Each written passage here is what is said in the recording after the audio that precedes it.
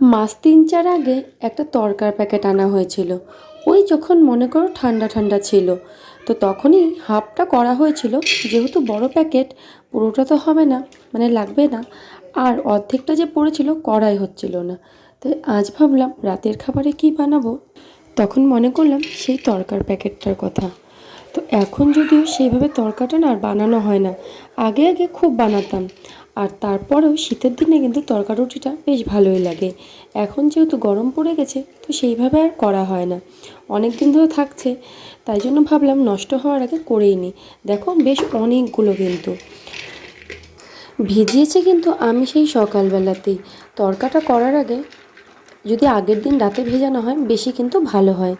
তরকাটা বিশেষ করে আমার হাজব্যান্ড আর আমার শ্বশুরমশাই বেশি ভালোবাসে। যেহেতু আমার হাজব্যান্ড এখন আছে, তো সেই কারণেই কিন্তু বানানো। আরও একবার ধুয়ে নিব। আমি কিন্তু আগেও দুবার ধুয়েছি।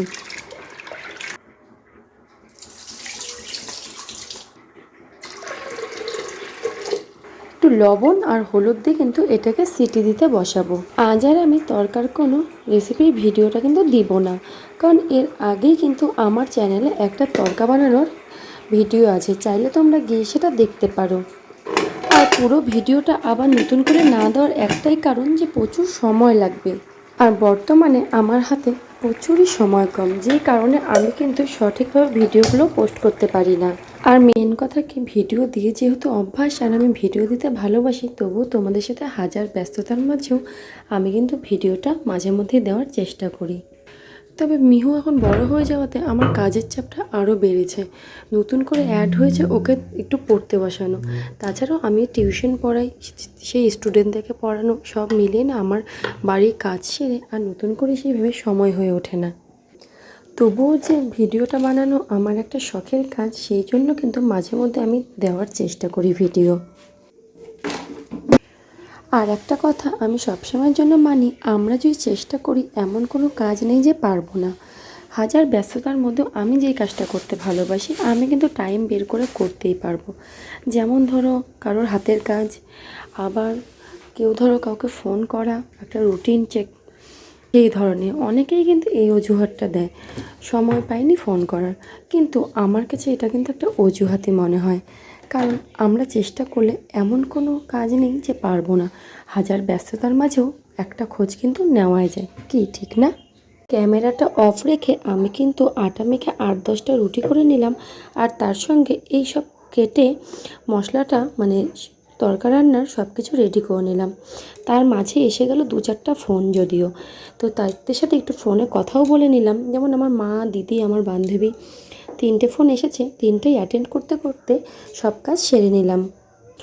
রুটি করেছি, তার জন্য দেখো এত আটা পড়েছে। আমি আবার একটু নরম করে আটা মাখলে প্রচুর আটা লাগে রুটি বেলতে। এরই মাঝে ঘটে গেছিল আরেকটি কাণ্ড। তরকাটা বসাবো সেই সময় মনে পড়লো টমেটো নেই। তখন আমাদের পাশাপাশি একজন আছে যিনি সবজি বিক্রি করে, ওনাদের বাড়ি থেকে গিয়ে আমার শাশুড়ি মা টমেটো নিয়ে আসলো কিনে। আর এরই ফাঁকে আমি কিন্তু রুটিগুলো করে নিয়েছি। মিহুর বাবা যখন ইসলামপুরেই থাকতো তখন কিন্তু প্রায়শই করা হতো তরকা। আর আমার হাতের তরকাটা খেতে সবাই কিন্তু বেশ ভালোবাসে। বিয়ের আগে তো কখনোই করিনি, এই বিয়ের পরেই আমার রান্নাবান্না সব শেখা।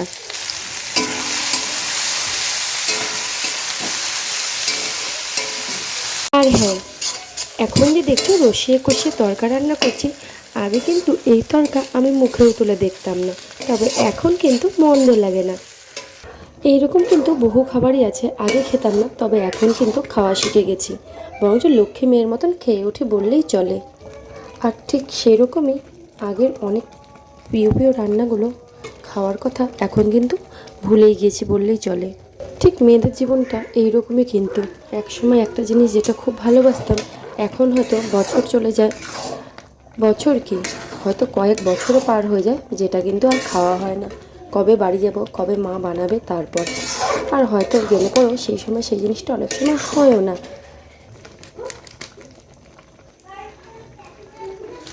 তোমাদের সাথে গল্প করতে করতে এদিকে কিন্তু আমার তরকা রুটিটা কিন্তু রেডি। তাহলে চলো এবার গরম গরম তরকা রুটিটা সার্ভ করা যাক। প্লেটও রেডি করে নিলাম, এর সঙ্গে কাঁচা পেঁয়াজ হলে কিন্তু আরও বেশি ভালো লাগে। তবে এখন রাত বাজে প্রায় 10:30, তাই আর পেঁয়াজ টেয়াজ খেলাম না। এই প্লেটটা কিন্তু জয়ের জন্যই নিয়েছি। তাহলে ভিডিওটা আজকে এখানেই শেষ করছি। টাটা।